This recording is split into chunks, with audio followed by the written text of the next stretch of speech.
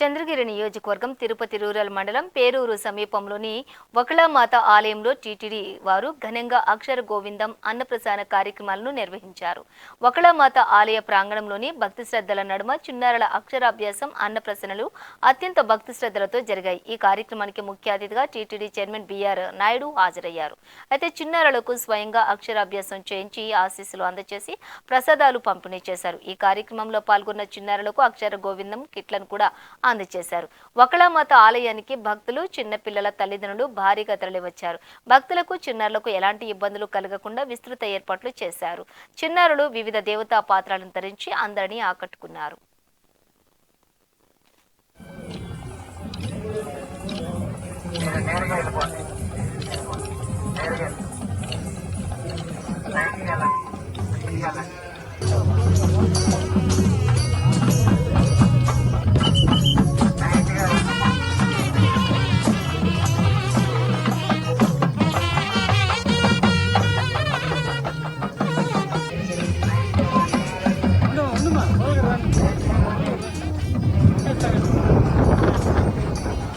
వాసుదేవ రూపంలో ఉన్నటువంటి వెంకటేశ్వర స్వామికి అక్షరాభ్యాసం ఆవిడయే చేసింది.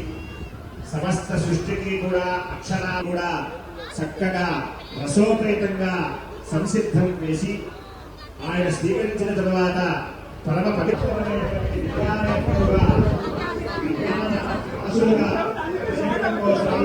అభ్యాసం కర్మ కరిష్యే.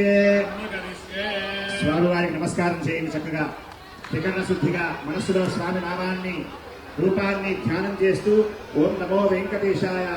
నారాయణుడు సకల అక్షర స్వరూపికి అధినాయకుడు.